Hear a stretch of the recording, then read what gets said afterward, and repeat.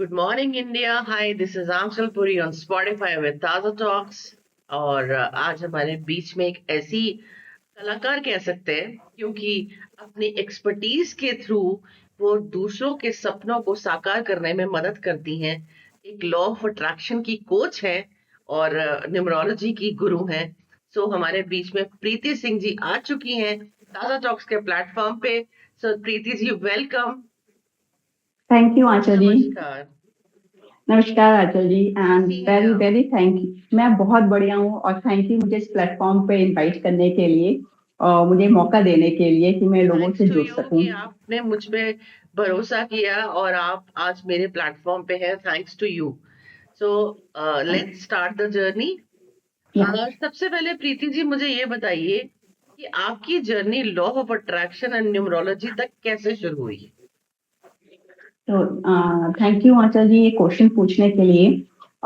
जहाँ तक law of attraction की मेरी जर्नी है आंचल जी, वो मैं अभी 2 मिनट बाद आपको बताऊंगी, बट पहले उससे पहले मैं ये कहना हूँ, मैं थोड़ा सा अपना परिचय अपने ऑडियंस को देना चाहूंगी। जी। अ, जी तो जैसे कि आंचल जी ने आप सबको बताया, मेरा नाम प्रीति सिंह है और मैं एक न्यूमरोलॉजिस्ट हूँ, साथ ही साथ एक लॉ ऑफ अट्रैक्शन की कोच हूँ। और जहाँ तक मेरी जर्नी की बात है, तो मैं ये कहना चाहूंगी आंचल जी कि मेरी जो जर्नी थी वो बहुत ही पर्सनल लेवल पर शुरू हुई थी। आज से 15 इयर्स पहले मैं लॉ ऑफ अट्रैक्शन से जुड़ी थी, या यूं कहूँ कि मुझे इंट्रोड्यूस हुआ था। और उन दिनों पे क्या था कि मेरी मैरिज की कुछ प्रॉब्लम्स चल रही थी, मेरी मैरिज होने में लेट हो रही थी और बहुत परेशान चल रही थी, बिकॉज एज बढ़ती जा रही थी और मैरिज नहीं हो पा रही थी। तो उन दिनों में परेशानी, तो मेरी एक फ्रेंड थी जिनकी सिस्टर जो है वो लॉ ऑफ अट्रैक्शन और माइंड एंड पावर की क्लासेस लिया करती थी। जी। और उन दिनों पे मैं हैदराबाद में थी। तो उनसे मेरी मुलाकात हुई और बस वो टाइम है और आज का टाइम है आंचल जी की मैंने लॉ ऑफ अट्रैक्शन का साथ नहीं छोड़ा है। और उन्होंने जैसे जैसे मुझे बताया लॉ ऑफ अट्रैक्शन के बारे में, जो जो मैंने उनसे सीखा, जो टेक्निक सीखी, जब मैंने उनको अपनी उन टेक्निक्स को अपनी लाइफ में यूज किया, तो मैंने देखा कि उन टेक्निक्स को यूज करने पे मैं अपनी धीरे धीरे अपनी प्रॉब्लम्स को सॉल्व करती जा रही थी। कहीं ना कहीं मेरे जो पर्सनल इश्यूज थे वो हील हो रहे थे और स्मूथ हो रहे थे, और उसी की हेल्प से कहीं ना कहीं जा करके धीमे धीमे जा करके जो मैरिज होने में इतना टाइम लगा रही थी वो बहुत ही प्यारे तरीके से मैनिफेस्ट हुई और फिर वो मेरी मैरिज हो पाई। एंड और वो दिन है और आज का दिन है कि मैं उस चीजों को प्रैक्टिस करती जा रही हूँ। और जब मैंने देखा कि लॉ ऑफ अट्रैक्शन को यूज करने से मेरी लाइफ में इतना बड़ा शिफ्ट आया है, और उसके अलावा भी बहुत से छोटे छोटे बहुत से शिफ्ट मैंने अपनी लाइफ में देखे, रिलेशनशिप पे, करियर बेसिस पे और मनी को लेकर के बहुत से शिफ्ट देखे। तो अब आज मैं ये चाहती हूँ कि जब मेरी लाइफ में इतना बड़ा ट्रांसफॉर्मेशन आया है लॉ ऑफ अट्रैक्शन को यूज करके और न्यूमरोलॉजी को भी यूज करके, तो मैं चाहती हूँ कि ये इस चीज को मैं अपने तक न रख के दूसरों को भी दे पाऊँ और उनकी भी लाइफ में कुछ वैल्यू ऐड कर पाऊँ, कुछ चेंज ला पाऊँ। और अब बस मेरा यही पर्पस है आचल जी कि मैं दूसरों की लाइफ में भी चेंज ला पाऊँ अपनी नॉलेज के थ्रू। बिल्कुल। तो लॉ ऑफ अट्रैक्शन को आप अपनी लाइफ में कैसे अप्लाई करती हैं डेली बेसिस पर? बहुत ही अच्छा सवाल आचल जी, और थैंक यू इस क्वेश्चन को पूछने के लिए। जहाँ तक लॉ ऑफ अट्रैक्शन को मेरी लाइफ में यूज करने का सवाल है आचल जी, तो मैं सच बताऊं तो स्टार्टिंग में तो मैं लॉ ऑफ अट्रैक्शन को बहुत ही अच्छे से यूज करती थी, यूं कहूँ कि हर एक टूल यूज करती थी, ठीक है। बिकॉज वो कहते हैं ना, जब आप नए होते हो किसी चीज में, तो आप उसको हर चीज को बहुत माइन्यूटली यूज करना चाहते हो, और वो कहते हैं ना, आप लॉ ऑफ अट्रैक्शन खेलते हो इस तरह से। और जब आप उसको पूरे सरेंडर के साथ खेलते हो तो चीजें मैनिफेस्ट होती हैं। बट जी। अब क्योंकि इतना टाइम हो गया है और मेरा अलाइनमेंट यूनिवर्स से एक बहुत अच्छी फ्रिक्वेंसी पे बना हुआ है, ठीक, तो मुझे अब वो सारी चीजें उतने प्रैक्टिस में नहीं करनी पड़ती है। बट हाँ, अगर ये कहो तो सबसे अच्छी चीज जो मैं करती हूँ आज की डेट में लॉ ऑफ अट्रैक्शन को यूज करने में, तो मैं अब नाउ में जीना पसंद करती हूँ। माइंडफुलनेस लिविंग में मैं विश्वास रखती हूँ। मैं ना पास्ट का सोचती हूँ ना फ्यूचर का सोचती हूँ।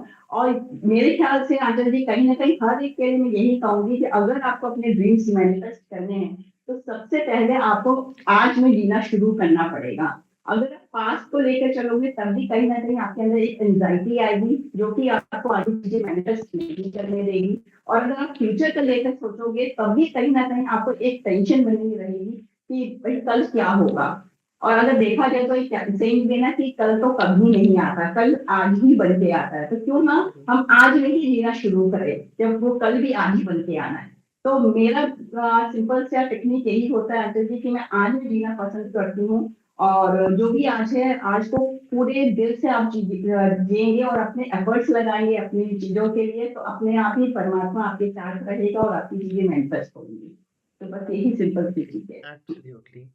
तो जैसे कि आपने बताया, अब न्यूमरोलॉजी के बारे में हम बात करें, तो न्यूमरोलॉजी के हम्म। हिसाब से नंबर्स हमारी डेस्टिनी को कितना अफेक्ट करते हैं? न्यूमरोलॉजी बहुत अच्छा सवाल पूछा ये भी आपने आंचल जी। न्यूमरोलॉजी पहले मैं बताना चाहूंगी आंचल जी कि एक बहुत बड़ी साइंस है, ठीक है। और जैसे कि आप भी जानते ही होंगे कि न्यूमरोलॉजी जो है वो एस्ट्रोलॉजी से ही निकल के आया है। अगर मैं ये कहूँ कि एस्ट्रोलॉजी जो है वो एक ट्री है और न्यूमरोलॉजी उसकी ब्रांच है, ठीक है। तो ये है कि जो न्यूमरोलॉजी वो नंबर्स के बेसिस पे होती है, एंड कई लोग इसको सुपरस्टिशन समझते हैं, बट मैं नहीं मानती कि सुपरस्टिशन है, बिकॉज नंबर आपके लाइफ में बहुत बड़ा रोल प्ले करते हैं। और आप नंबर्स की सहायता से अपनी लाइफ को बहुत खूबसूरती से डिजाइन कर सकते हो, उसकी मीनिंग्स को समझ के, और बहुत स्मूथली अपने डेस्टिनी के पाथ पे चल सकते हो। अब जैसे कि अगर मैं ये कहूँ कि जैसे नंबर वन है न्यूमरोलॉजी का आंचल जी, ठीक है। तो नंबर वन जो है वो डिनोट करता है आपकी लीडरशिप को, ठीक है, आपके क्रिएशन को, न्यू बिगिनिंग्स को, ठीक। तो अगर किसी इंसान का बर्थडे वन है, ठीक है, या उसका डेस्टिनी नंबर वन है, ठीक, अगर उस बंदे को ही पता होगा तो एब्सोल्युटली है ना कि वो उसी पाथ पे जाएगा, या उसे पता होगा कि नंबर वन से रिलेटेड कौन कौन से फील्ड्स होते हैं, तो वो उस पे जाएगा बजाय कोई भी एक अपने स्टडी से रिलेटेड चीज करने के, है ना। तो उसका जो पाथ होगा वो बहुत ही ब्यूटीफुल जा सकता है, स्मूथ स्मूथ तरीके से। प्लस इफ इन केस उनको कुछ रेमेडी करने की जरूरत होगी जो कि प्लैनेट्स उनके फेवर में कर सके, तो वो कर सकते हैं इजी वे में। तो मैं ये कहना चाहूंगी रंजन जी कि जब आप नंबर्स की पावर को समझते हो, उनकी फ्रिक्वेंसी के साथ अपने आप को अलाइन करते हो, तो वो आपके साथ चलते हैं और कोई भी प्लैनेट बुरा नहीं होता है। जैसे कहा जाता है कि सैटर्न बुरा है या बहुत टफ है, वो आपके ऊपर बुरा प्रभाव डालता है, ऐसा कुछ नहीं। मैं तो ये कहूंगी कि Rahu, Saturn and Ketu, these three जो जिनको सबसे ज्यादा बदनाम किया गया है लोगों के थ्रू, ये सबसे ब्यूटीफुल प्लैनेट्स हैं। अगर आप इनके साथ चल रहे हो, उनके अकॉर्डिंगली चल रहे हो, तो इनसे ज्यादा अच्छा फ्रेंडली प्लैनेट्स कोई भी नहीं है। तो अपने प्लैनेट्स को अगर आप जानोगे, उनके अकॉर्डिंगली बिहेव करोगे, तो वो आपके साथ हमेशा रहेंगे और आपकी डेस्टिनी तक आपको पहुंचाएंगे। जी, जी बिल्कुल। तो लॉ ऑफ अट्रैक्शन और कर्मा दोनों में क्या डिफरेंस है मैम? लोग सेक्शन करना बहुत ही डीप क्वेश्चन है ये आचार्य जी। और इसका आंसर मैं यही कहूंगी कि लॉ ऑफ अट्रैक्शन कर्मा को आप अलग अलग लेके नहीं चल सकते हो, ठीक है। क्यों नहीं चल सकते? बिकॉज कर्मा क्या है? कर्मा वो होता है जो कि आपके कर्म होते हैं। चाहे आपके अच्छे कर्म है तो आपको अच्छे फ्रूट्स मिलेंगे, बुरे कर्म है तो आपको वैसे फ्रूट्स मिलेंगे, ठीक। तो कहने का मतलब ये हुआ जो कर्म है वो एक तरह से यूं कहूँ तो वो आपके पास्ट की रिस्पॉन्सिबिलिटी है, ठीक है। जो जो आप पास्ट में करते आ रहे हो, चाहे इस जीवन में कर रहे हो या आपने पास्ट लाइफ में जो भी करते आ रहे हो, उसकी रिस्पॉन्सिबिलिटी है आपकी, ठीक है। आपको उसी के अकॉर्डिंगली इस जन्म में रिजल्ट्स मिल रहे हैं। और जो आपका लॉ ऑफ अट्रैक्शन होता है वो आपको वो ताकत देता है कि आप अपने आज को बहुत खूबसूरत, बहुत बेहतर बना सकते हो, उसके टेक्निक्स को यूज करके खुद से क्रिएट कर सकते हो। तो जब आप कर्म और लॉ ऑफ अट्रैक्शन को साथ में लाते हो, या यूं कहूँ कि दोनों एक ही गाड़ी के दो पहिए हैं, एक के बिना दूसरे का गुजारा नहीं है, बिल्कुल। ठीक है अंकल जी। तो अगर आपने कर्म अच्छे किए हैं और आपके पास एक टूल है जहाँ आप अपनी लाइफ, अपने हिसाब से अपनी लाइफ को क्रिएट कर सकते हो, तो दोनों कंबाइन होकर आप बहुत ही खूबसूरत कल बना सकते हो, बहुत ही खूबसूरत अपना कहते हैं ना डेस्टिनी पाथ बना सकते हो। पर जरूरत है कि अपने आप को पूरी तरह से सरेंडर करिए, अच्छे कर्म करिए और पॉजिटिविटी में रहिए और आज में जिए, फिर देखिएगा जीने का मजा ही कुछ और होगा आचल जी। बिल्कुल, बिल्कुल सही कहा आपने, क्योंकि कर्मास भी कहीं ना कहीं नहीं, बहुत जरूरी उसका इम्पोर्टेंट रोल होता है। सही कहा बिल्कुल आपने, आचल बिल्कुल। जी। तो मैम, क्या हर इंसान अपनी लाइफ का क्रिएटर बन सकता है या कुछ लोग नेचुरली लकीर भी होते हैं? अम, इस क्वेश्चन में आंचल जी मैं यही कहूंगी कि हाँ, हर इंसान अपनी लाइफ का क्रिएटर बन सकता है। और ये सोचना कि कुछ लोग, जैसा हम अमूमन सुनते हैं, हम भी कभी कभार कह देते थे जब हम इस चीजों में नहीं थे, कि भाई वो बहुत लकी है, या किसी सेलिब्रिटी को देख के हम कह देते हैं कि यार वो तो बहुत लकी है। तो मेरा ये मानना है अजय जी, कोई भी इंसान लकी या अनलकी नहीं होता। वो इंसान वो खुद होता है जो अपनी डेस्टिनी को या अपने आप को लकी या अनलकी बनाता है। ठीक है, और कैसे बनाता है? अपनी सोच से, अपनी थॉट से, अपनी इमोशन से। क्योंकि वो कहते हैं ना, पूरे दिन भर में हमारे माइंड में 60,000 से भी ज्यादा थॉट्स आते हैं। और जैसे प्लस उसके साथ साथ जिस तरह का हमारे साथ जो हमारा ओल्ड बिलीफ्स होते हैं, जो हमारे माइंड के ओल्ड बिलीफ्स है, ठीक है, पैटर्न्स है, ठीक, अगर हम उसी के अकॉर्डिंगली हम चलते हैं, तो कहीं ना कहीं जाके हम अनलकी ही रहेंगे। अनलकी रहेंगे मतलब कि हमारी चीजें वो हम लाइफ में वो चीजें मैनिफेस्ट नहीं करेंगे जो कि हमें डिजायर्ड है।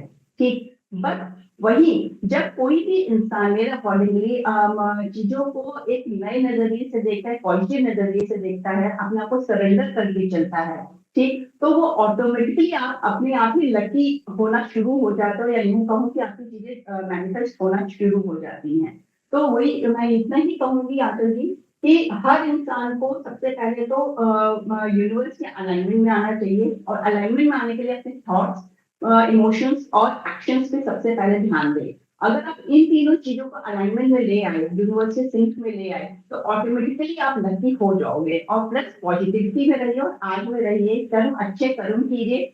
कुछ ऐसा कुछ भी नहीं है जिससे आप वो चीज नहीं पा सकते हो जो कि आज के डेट में बड़े बड़े लोगों ने पाया है। उन्होंने भी पूरी मेहनत करी है, उन्होंने भी ये सारी चीजें करी, तभी वो आज कहीं ना कहीं पहुंच पाए हैं। इसके अलावा जो सबसे बड़ी चीज मायने रखती है आचार्य जी, मेरे अकॉर्डिंगली सिंक में होने के अलावा, हमेशा ग्रेटिट्यूड की पावर में रहिए। अगर आप ग्रेटिट्यूड में हैं, आप हर चीज को ग्रेटिट्यूड कर रहे हो, हर चीज के लिए धन्यवाद दे रहे हो भगवान को, तो ऐसा हो ही नहीं सकता कि भगवान आपका डिजायर चीजें ना दे। बिकॉज क्या है, हम सब उसी भगवान के संतान है। तो कोई भी माता पिता नहीं चाहेगा कि उसका बच्चा पीछे रह जाए या अनसक्सेसफुल रह जाए। तो अगर आप उनके अकॉर्डिंगली काम कर रहे हो, उन्हें खुश रख रहे हो, उनके बनाए हुए बंदों को खुश रख रहे हो, तो ऑटोमेटिकली वो भी आपका ध्यान रखेंगे और आपको भी आपकी चीजें डिजायर्ड लाइफ देंगे ही देंगे। तो बस यही है कि अपने पर विश्वास रखिए, अच्छे कर्म करिए, और फिर देखिएगा कितनी खूबसूरत होती है आपकी लाइफ। बिल्कुल, बिल्कुल सही कहा आपने। तो मैम, आपके क्लाइंट्स के बारे में अगर मैं बात करूं, तो कोई ऐसी सक्सेस स्टोरी आप शेयर कर सकती हैं? बिल्कुल आंचल जी, बताना चाहूंगी। बहुत टाइम पहले, मतलब जब मैंने ये सारी चीज शुरू करी थी अपना लॉ ऑफ अट्रैक्शन का, तो उस टाइम मेरी क्लाइंट थी। मैं नाम तो नहीं डिनोट करूंगी यहाँ पे, बट हाँ, वो एक तरह से मतलब ये कह सकते हैं कि वो मेरे फ्रेंड सर्कल में ही थी। और उस टाइम उनके भी लाइफ में बहुत ही स्ट्रगल्स चल रहे थे। उन्होंने भी मेरी तरह लॉ ऑफ अट्रैक्शन के बारे में कुछ नहीं सुना हुआ था। जब उन्होंने देखा कि मैं इतनी बातें करती हूँ लॉ ऑफ अट्रैक्शन के बारे में, इसके बारे में, उसके बारे में, और मेरी लाइफ में चेंजेस आते हुए उन्होंने देखा, तो उन्होंने मुझे पूछा। तो मैंने कहा कि हाँ, मैं इस तरह से सारी चीजें करती हूँ, तो मैं भी ये सीखना चाहती हूँ। तो फिर मैंने उनको सारी चीजें बताई, सिखाई और जब उन्होंने वो यूज करना शुरू किया, तो आज मैं बताना चाहूंगी, और बहुत खुशी है मुझे आचल जी, कि आज की डेट में वो भी एक बहुत बड़ी लाइफ कोच है। वो एक स्वर विज्ञानी है। और उनकी भी एक बहुत बड़ी प्रवृत्ति है। तो मतलब उन्होंने ये सारी चीजें करके खुद का एक वो कहते हैं ना कि अपना एक ऑरा, अपना एक लाइफ क्रिएट करी है। तो ये मतलब एक बहुत ही बड़ा सक्सेस है मेरे लिए भी और उनके लिए भी। ग्रेट। तो मैम, अगर किसी का नेगेटिव फेज चल रहा हो, हम्म। तो सबसे पहले उसका स्टेप क्या होना चाहिए? क्या स्टेप वो ऐसा ले कि अपने वो फेज से धीरे धीरे ओवरकम होना शुरू करें? ओके। जहाँ तक नेगेटिव फेस की बात है आचल जी, तो उसके लिए मैं ये कहूंगी कि जैसे कि मैंने अभी थोड़ी देर पहले ही कहा, कि किसी का नेगेटिव फेस चलना ना चलना उसके ऊपर भी डिपेंड करता है, उसके थॉट्स पे डिपेंड करता है। ठीक। बिकॉज अमूमन क्या होता है आदर जी कि हम कभी भी हमारी लाइफ में कोई भी प्रॉब्लम आती है, ठीक, तो हम उस चीज को बहुत ही रिपीटेडली बोलते रहते हैं, ठीक, तो वही एक हमारे माइंड में पैटर्न बन जाता है। जैसे लेट से मान लीजिए किसी के यहाँ कोई पैसों का नुकसान हो गया, ठीक, तो बारी बारी उसी चीज को बोलता चला जाए, जो मिलता है उसको वही बात बोलता है, ठीक है, कि हाय मेरा इतना नुकसान हो गया, मेरा इस तरह से बिजनेस में नुकसान हो। तो आप अभी क्या कर रहे हो, आप बारी बारी अपने सबकॉन्शियस माइंड पर एक ही सिग्नल भेज रहे हो कि मेरा नुकसान हो गया, ठीक है। तो जब आप एक ही चीज को रिपीट करते हो बारी बारी, तो कहीं ना कहीं आप अपने सबकॉन्शियस माइंड को एक कमांड दे रहे हो, बिकॉज सबकॉन्शियस माइंड क्या है आगे, वो क्या कहते हैं, इमोशंस को समझता है, और जो आप बोलते हो वो आपको करके दे देता है, प्लस आप जो चीज बोल रहे हो फ्रिक्वेंसी जो आपकी शब्दों की है, तो शब्द जो है वो मंत्र होते हैं एक तरह से, ठीक है। जैसे कि पहले हमारे ऋषि मुनियों भी करते थे, वो कुछ भी बोलते थे वो मैनिफेस्ट हो जाता था। तो आज की डेट में भी वैसे ही है, अगर आप बारी बारी कोई भी बात बोल रहे हो, ठीक, तो वो और ज्यादा उस चीज को आप अट्रैक्ट कर रहे हो, ठीक है। आपको जो चाहिए, मैं ये कहूंगी कि आपको जो चाहिए आपको वो चीज बोलनी, ना कि जो नहीं चाहिए वो बोलनी है। बट अमूमन एक ह्यूमन टेंडेंसी होती है, इंसान वो नहीं बोलता बारी बारी जो उसे चाहिए होता है ना। तो यही है कि किसी का भी लाइफ का जो बुरा फेज चल रहा है, उसमें मैं ये कहूंगी सबसे पहले तो आप अपने आप को काम करो, ठीक है। सेकेंडली अपने आप को सरेंडर करो भगवान को, यूनिवर्स को, और विश्वास रखो, एक अनकंडीशनल विश्वास रखो कि हाँ, कि भगवान है जो कि हर हर एक का की मदद करता है, ठीक है। प्लस उसके बाद कभी भी आपके लाइफ में या दिन में कभी भी आपके माइंड में कोई भी निगेटिव थॉट आ रहा है, तुरंत उसको आपको रिवर्स करना है पॉजिटिव थॉट के साथ, एक क्रिएटिव थॉट के साथ। और जब आप इसको रेगुलर बेसिस पर करने लगते हो, तो आप खुद पर खुद देखते हैं आचार्य जी कि आपकी लाइफ का जो एक बुरा फेज था वो धीमे धीमे सही होता चला जाता है, अपॉर्चुनिटीज और आपके रास्ते खुलने लगते हैं, और ऐसे करके आप कहीं ना कहीं अपनी लाइफ को बहुत खूबसूरती से मैनिफेस्ट कर पाते हो। तो यही बस मैं ही कहूंगी कि हर इंसान को जो कि आज के डेट में कोई किसी भी पूरे उससे चल रहा है, तो अपने ऊपर काम करे, मैंने और भगवान पे विश्वास करे। जो भी ओल्ड बिलीव या ओल्ड पैटर्न है उनके माइंड पे, उसको आप पॉजिटिव थॉट के साथ रिप्लेस करना शुरू करें। और सबसे बड़ी चीज है, अगर वो चाहे तो अब जनरली कर सकते हैं। जनरली एक बहुत बड़ा टूल है आचार्य जी, जिसके थ्रू आप बहुत ही जल्दी अपने नेगेटिव पैटर्न्स को को खत्म करके, डिसॉल्व करके एक न्यू पैटर्न्स को क्रिएट कर सकते हो। और ये चीज हमारे जैसे एनएलपी में हम सिखाते भी हैं, कि एनएलपी में हम क्या करते हैं आचार्य जी, की जो भी आपका ओल्ड बिलीव होता है उसको हम रिजॉल्व करके उसको आपके आज की करंट रियलिटी जो कि आपको चाहिए, डिजायर्ड रियलिटी, उसको हम बनवाते हैं। और फिर आप कहीं ना कहीं जब इसको प्रैक्टिस करते हो, तो आपको अपना करंट स्टेट, आपकी करंट रियलिटी मिलती है। तो ये सारी चीजें जब कोई भी प्रैक्टिस करता है, तो वो अपने इस कहते हैं कि बुरे वक्त से निकल सकता है। जी जी जी जी बिल्कुल। आपके हिसाब से ग्रैटिट्यूड और विजुअलाइजेशन में कौन सा पावरफुल है? बहुत ही सुंदर सवाल आंचल जी। जहां तक सवाल है ग्रेटिट्यूड और विजुअलाइजेशन का, दोनों ही एक दूसरे के पूरक है आंचल जी, मैं ये कहूंगी, ठीक है।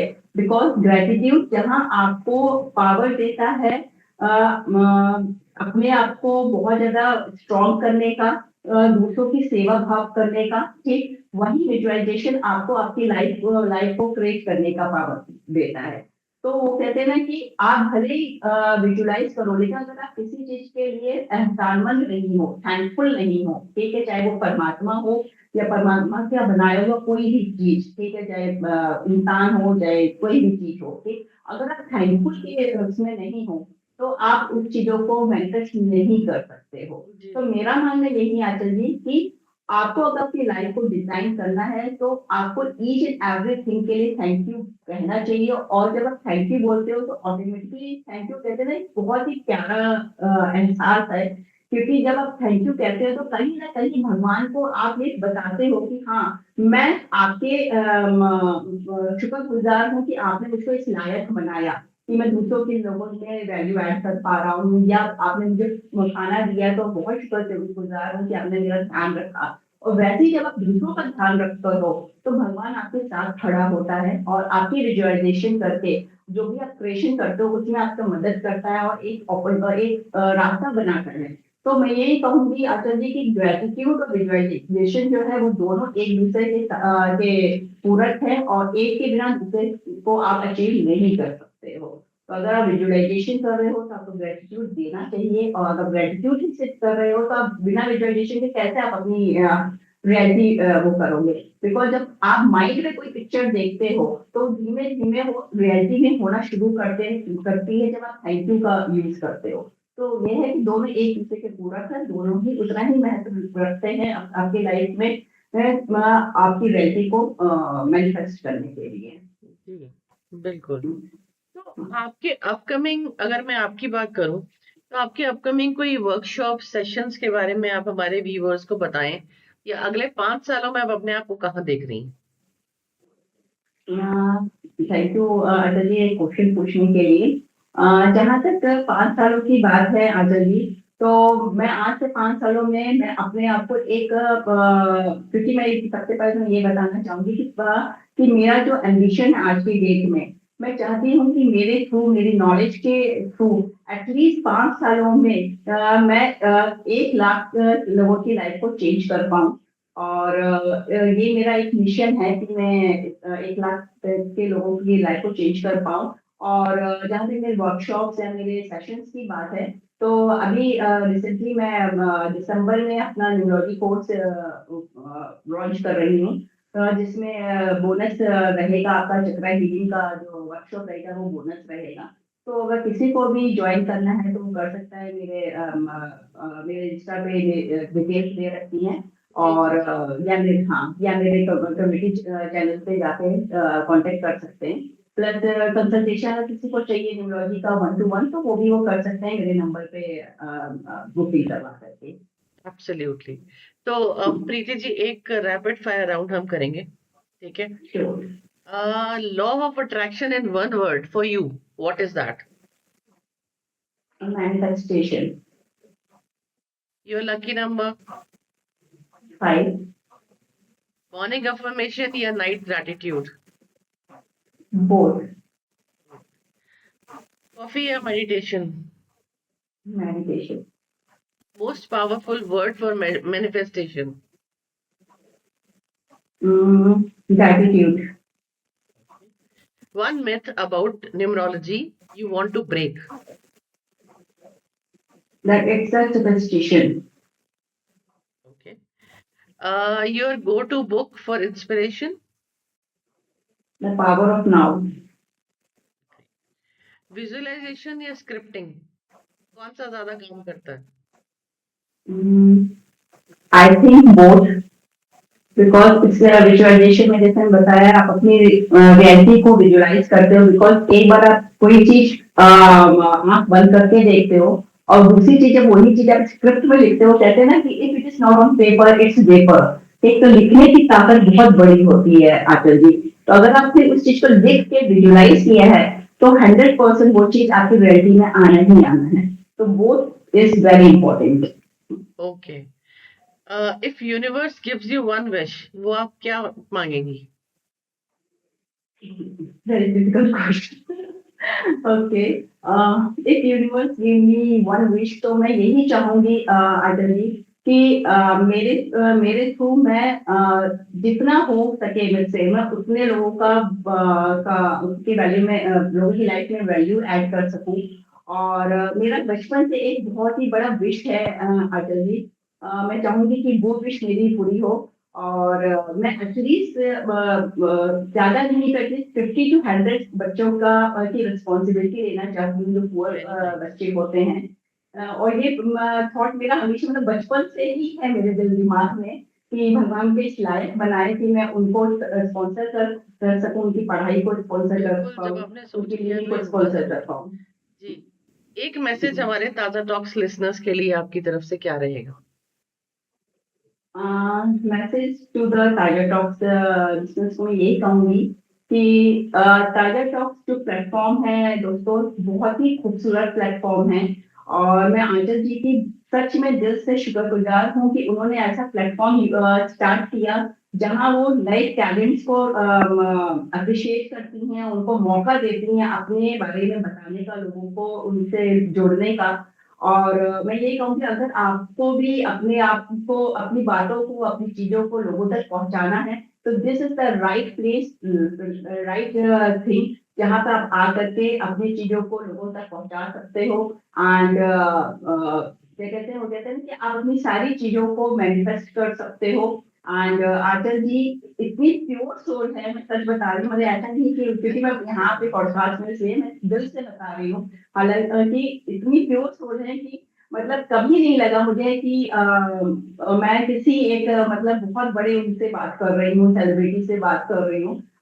She is so good down to earth कि आप बेहिचक आकर के अपनी चीजों को यहाँ पे रख सकते हो और अपने अपने बिजनेस को अनफोल्ड मतलब आगे बढ़ा सकते हो। तो it's a Thank you very so good very place, much. Thank you very so good much. Initiative by Anchal ji. Thank you so much. So Preeti ji, अब ये बताइए हमारे व्यूअर्स को कि वो सोशल मीडिया के थ्रू आपसे कैसे कनेक्ट कर सकते हैं आपकी सर्विसेज के लिए।